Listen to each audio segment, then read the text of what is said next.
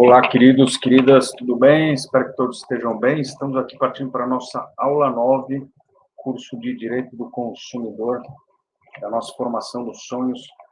Curtam, comentem, compartilhem. Claro, se gostarem, mande suas dúvidas aqui no chat ou no meu Instagram, que está aqui abaixo. E não deixem de também curtir o canal para que a gente dê continuidade a esse trabalho colaborativo tão legal da Escola de Direito. Também acompanhe os outros vídeos. E vamos lá. Essa aula é uma dobradinha, né? Lembre-se, na aula passada nós estávamos falando aí do que eu chamo de, entre aspas, parte especial do CDC, né? Que estava falando aí das práticas comerciais. Lembre-se que eu fiz uma divisão aí mnemônica, didática, que é parte especial como práticas comerciais e depois proteção contratual, que é tudo aquilo onde se aplicam todas aquelas demais regras que estudamos nas aulas anteriores, né? E eu dividi em duas aqui, esse trechinho que fala de práticas comerciais, justamente para a gente deixar aí alguns pontos muito importantes para serem falados agora no começo da aula, né? Que é a ideia de a gente fazer vídeos curtos, rápidos, porque a gente tem muita informação na internet, então a gente quer ir direto ao ponto. Então, dois pontos que eu acho muito importantes aqui, que tem a ver ainda com práticas comerciais da aula passada, são eles. Aqui, lembre-se, a gente está falando de banco de dados e cadastro, né? Há uma diferença entre os bancos de dados e cadastro, e eles são uma das espécies de práticas comerciais. Eu comentei que há algumas limitações em relação a eles, pensando aí também no equilíbrio do direito do consumidor, o princípio da harmonização, equilíbrio com a ordem econômica, e agora eu havia prometido começar essa aula falando de súmulas importantes no que se refere ao banco de dados. Por quê? Porque esse aqui é um tema muito delicado, ele é aquele tema que na prática a gente vai ver a famosa negativação, aquele famosas palavras-chave aí que nos deixam atordoados, Serasa, SPC, negativação, etc. Pois bem, isso tudo tem a ver com todas as questões aí de banco de dados, algumas limitações, entendimento jurisprudencial, no caso do STJ, que foi consolidado em súmulas, que são súmulas muito importantes. Eu estou saindo um pouquinho só do nosso combinado, que era falar do CDC, porque essas súmulas, elas são realmente importantes, sem elas não dá para a gente ficar com o estudo aí do Código de Defesa do Consumidor nesse assunto, a gente vai ficar incompleto se nós não passarmos por essas súmulas, né? Então, um pequeno aprofundamento. Pois bem, a súmula é 385 do STJ, e eu vou escrever aqui para vocês, para todos terem em mente, né? Porque é importante lermos também aqui o enunciado da súmula. Basicamente, depois leiam, né, assim como eu peço para lerem os artigos em casa também, leiam o enunciado da súmula, mas basicamente ela fala que daquela anotação irregular, se uma pessoa for negativada de uma forma irregular, uma anotação aí nesses cadastros, nesses bancos que é irregular, só vai caber o cancelamento e não o dano moral, desde que já exista uma inscrição anterior, ou seja, a pessoa foi negativada, já houve de forma irregular, estava errada essa negativação, né, a inscrição, né? Já teve negativação anterior. Então, aquela ideia de, se a pessoa já teve uma negativação anterior, vamos inscrevê-la de novo. E daí, os órgãos fazem isso de maneira abrupta e acabam fazendo essa segunda inscrição de maneira irregular. Daí, muitas ações pediram danos morais por causa dessa inscrição irregular, falando que, simplesmente porque já teve uma inscrição anterior, ela não poderia, não justifica fazer essa segunda inscrição e ela é irregular. Daí, fala que isso não cabe danos morais, né? Ou seja, só cabe aí o cancelamento. Então, se formos pensar aqui, o que a súmula fala exatamente, que da anotação irregular, se já houve inscrição anterior, só vai caber o cancelamento e não o dano moral, certo? Agora nós temos aí outra súmula interessantíssima do nosso querido STJ. Lembre-se, o STJ é o lugar para a gente pesquisar aí o grosso do direito do consumidor, porque pela competência ele que vai fazer aí os entendimentos né, por ser matéria de lei federal, jurisprudenciais mais importantes aí no que se refere à nossa matéria. Agora vamos falar aqui da nossa súmula 323, fala que o prazo para manter-se a pessoa nesses cadastros negativos é de 5 anos, certo? Esse é o prazo de 5 anos. Acho que até já está no dito popular, todo mundo já sabe mais ou menos que é um prazo quinquenal para manter. Depois disso, não pode ter aí, vamos dizer, fazendo um paralelo com o direito penal, não pode haver reincidência, certo? A pessoa teve a inscrição, passaram 5 anos, daí depois de 2 anos ela volta com uma inscrição, não há um argumento de reincidência, porque ela teve inscrição anterior. Depois de 5 anos, isso zera, né? E aí, finalmente, mais uma súmula aqui do STJ, é a súmula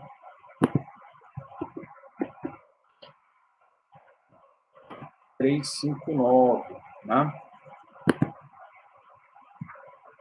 A súmula 359 determina que deve haver aí uma notificação anterior a essa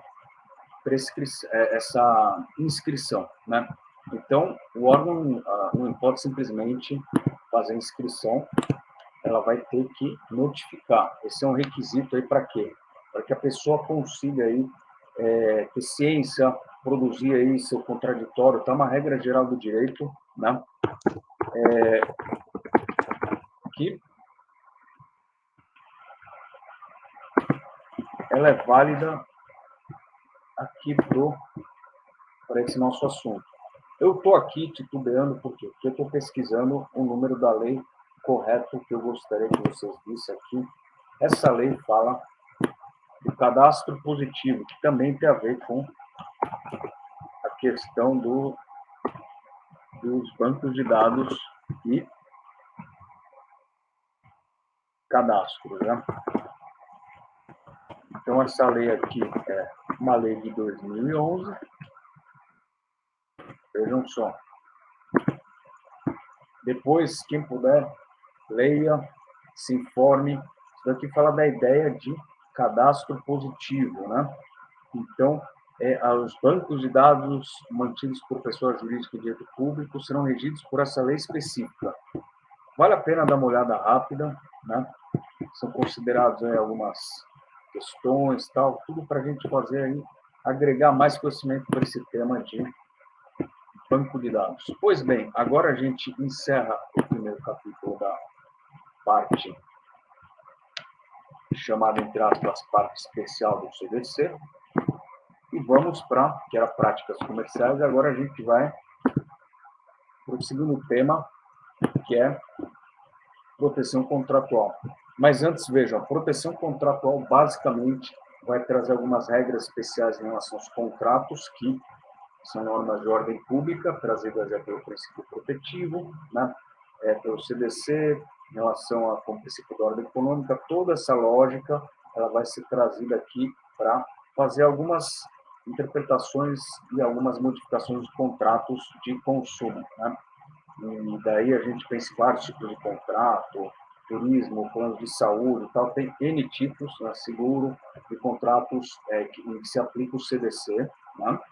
E aqui são algumas regras especiais. Depois disso, nesse capítulo ainda, vai haver uma ideia parecida com aquela de práticas abusivas, que são as cláusulas abusivas, ou seja, vai ter um rol, ele vai medir, vai explicar o que seria considerada, o que são consideradas cláusulas abusivas, e finalmente contrato de adesão, né? Contrato de adesão, algumas especificidades. Pois bem, tudo isso aqui para a gente falar dos contratos no Código de Defesa do Consumidor. A ideia principal aqui, antes da gente entrar nos dispositivos de lei, é que os contratos eles devem ter uma ideia de fornecer uma compreensão maior, então, para o consumidor. Então, vamos dizer que são contratos aí não podem ter um rebuscamento. Quem realiza o contrato deve procurar sempre veicular a informação que está sendo passada no contrato, vincular a oferta de maneira simples, direta, então facilitando a compreensão do consumidor. Outra ideia também é a oferta que vincula, né? Então, vejam, um contrato ele vai trazer no seu bojo as regras, né, dessa contratação e oferta, né, que o objeto, né, do contrato vai ser oferta, né. A oferta também tem esse poder de vincular. A oferta também, como a gente viu na aula passada, ela traz algumas restrições e limitações aí para a publicidade e deve constar também, né, toda essa normativa de proteção contratual também em relação à oferta. Além disso, eu gostaria de chamar a atenção daquele famoso prazo dos 7 dias, né, que é o prazo de arrependimento. Isso daqui é uma novidade no CDC, porque no Código Civil, como regra geral, não existe isso daqui é uma cláusula a ser pactuada. No CDC há essa possibilidade, né? Então, o fornecedor deve aceitar, porque é uma norma de ordem pública, e já desmistificando o que o pessoal entende, às vezes de maneira equivocada, é que esse prazo de arrependimento são 7 dias quando a compra é feita fora do estabelecimento, compras pela internet, antigamente na própria CDC pelo telefone, né, por fax, não sei se vocês conheceram fax, mas enfim, são meios em que a compra é feita com essa distância, né, que o consumidor não pode testar, ver, sentir o produto fisicamente. Então, esse prazo de arrependimento de 7 dias, que é do artigo 49, se aplica para essas situações. Além disso, o contrato também deve ser transparente, então deve-se evitar aí na sua redação, nas suas cláusulas, qualquer rebuscamento, redação muito técnica, jurídica. Por quê? Porque ele é voltado ao consumidor. Claro que o consumidor pode ter um advogado auxiliando, mas o destinatário principal é o consumidor, e o consumidor já tem, a lei já o considera vulnerável por si só. E dentre essas vulnerabilidades, tem a vulnerabilidade técnica, jurídica, informacional, são classificações que a doutrina faz da vulnerabilidade, mas que já traz aí uma ideia de o consumidor estar sem todo esse poder, sem todo esse empoderamento aí do que o contrato vai dizer. Então, o contrato deve facilitar, o fornecedor deve realizar um contrato de maneira a facilitar, então, o acesso à informação, à oferta, tudo aquilo que o contrato diz para o consumidor. E também, uma ideia de interpretação dos contratos é que a interpretação deve ser sempre favorável ao consumidor aqui, né? Ao aderente, né? Pois bem, então aqui, já falando dos dispositivos, né? Aqui no artigo 46, algumas coisas interessantes que o CDC traz, né? Fala que os contratos de consumo deve ser dada oportunidade prévia de seu conteúdo para o consumidor, né? E daí as cláusulas serão interpretadas de maneira mais favorável, as declarações de vontade em escritos particulares, recibos, etc., vinculam o fornecedor. Então, aquilo que eu trouxe na aula passada da oferta, falando que tudo aquilo, os banners, ofertas, escritos, e-mails, promessas, etc., vinculam o fornecedor, né? Isso vai fazer parte do bojo do contrato em si. O artigo 49 fala daquele prazo de existência. E daí também um outro assunto bem interessante, que é aquele relacionado à garantia, né? Então, a questão da garantia legal e a garantia contratual, que elas se somam, né? Então, a garantia legal é aquela que traz aí, em relação aos produtos duráveis ou não duráveis, ela tem uma garantia que a lei já dá, e ela é somada à garantia contratual, que fica aí a critério do fornecedor. Muitas vezes o fornecedor só menciona a garantia contratual, ou ele reveste a garantia contratual pela garantia legal, ou seja, não dá nenhuma garantia. Ele fala que ele está dando uma garantia como se fosse um benefício, mas na verdade ele está simplesmente chamando a garantia legal de garantia dele, garantia contratual, o que é errado, poderia ser até considerada aí uma prática abusiva, né? Está se valendo de uma fé, está se valendo do desconhecimento da vulnerabilidade do consumidor. E então, é importante termos em mente que há dois tipos de garantias, né? Pois bem, aqui as cláusulas abusivas estão no artigo 51. Eu já vou escrever aqui, para os senhores. Mesma lógica das práticas abusivas.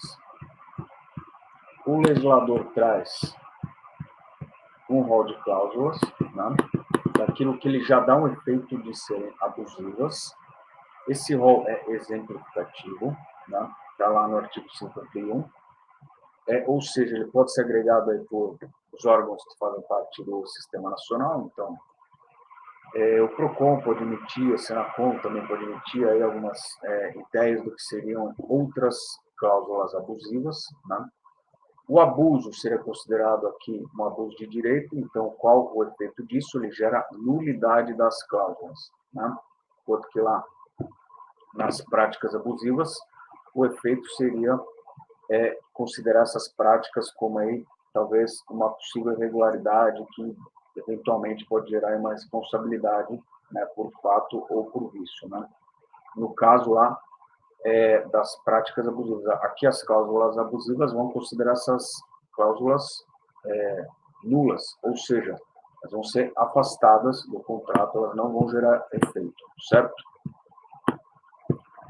Aqui também no artigo 52 fala da questão de imóveis, outorga de crédito, né? No artigo 53 também. E, finalmente, algumas disposições sobre contratos de adesão. Lembre-se, contratos de adesão são aqueles contratos em que não se pode discutir o teor das cláusulas, certo? Isso deve estar no Código Civil, é uma modalidade de contrato, mas a doutrina chama atenção que não é uma modalidade de contrato, é uma modalidade de contratação, né? Isso daí há uma diferença, né? Porque é uma forma de se contratar, e aqui ela foi rebuscada, ela foi mais instrumentalizada, essa ideia de contratos de adesão aqui no CDC. Por quê?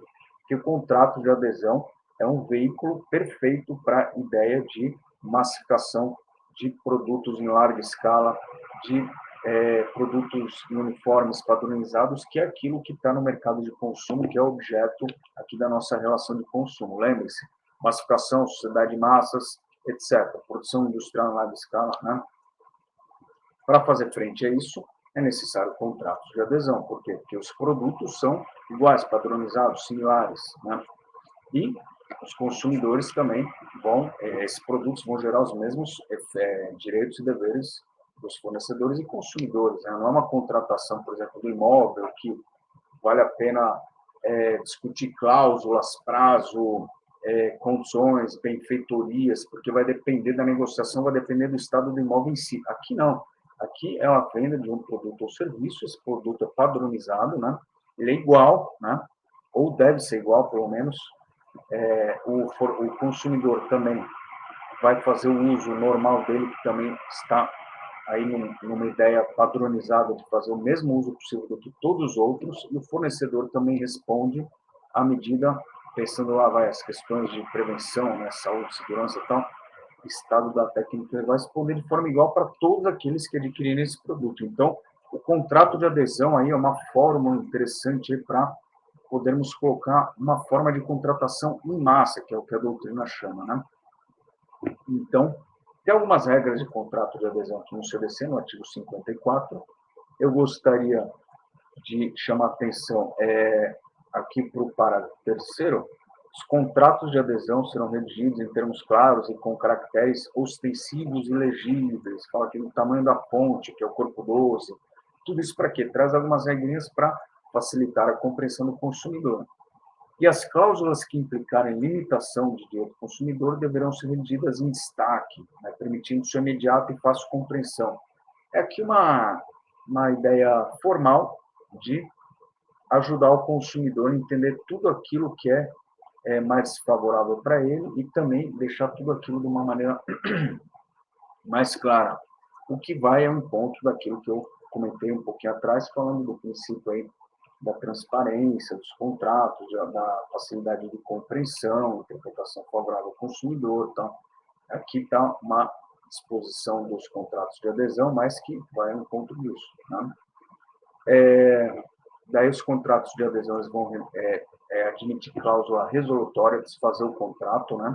Mas uma cláusula resolutória alternativa, né? Cabendo a escolha ao consumidor. Veja, o contrato de adesão que não seja de consumo não necessariamente tem que ter essa regra, porque às vezes não é interessante ao fornecedor, né? Essa cláusula resolutória alternativa, né?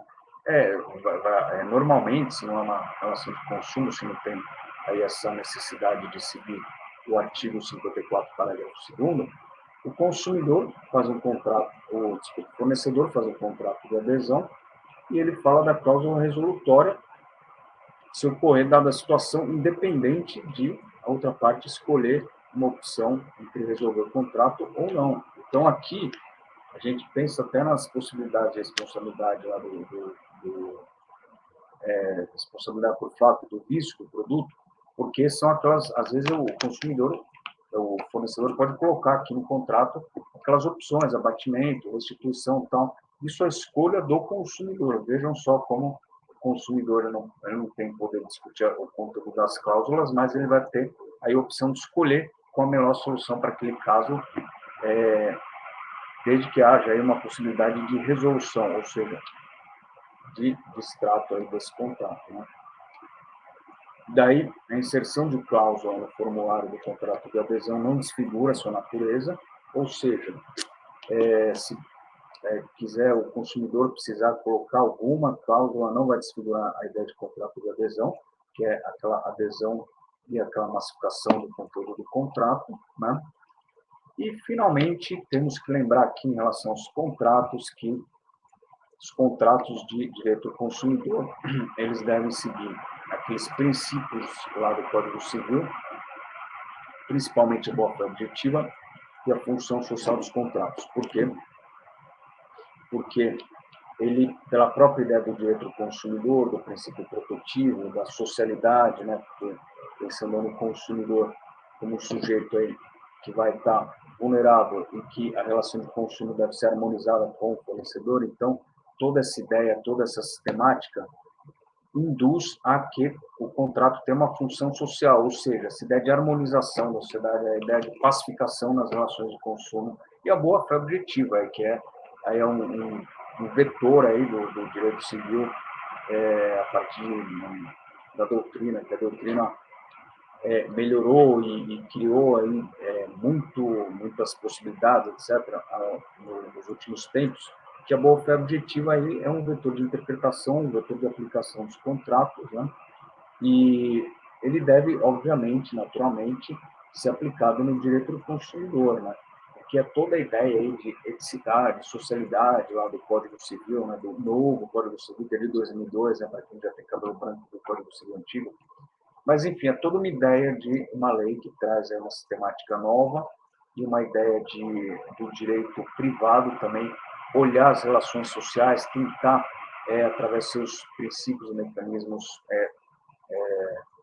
pacificar essas relações sociais através do direito, então pensando sempre nos dois lados, uma relação que não subjugue a outra, uma relação que seja mais harmoniosa, que é a ideia da boa-fé objetiva, ninguém prejudicar o outro, mas nenhuma parte prejudicar a outra nos contratos, também a ideia da função social, pensando que o contrato tem repercussões na sociedade, repercussões para as duas partes e para terceiros, né?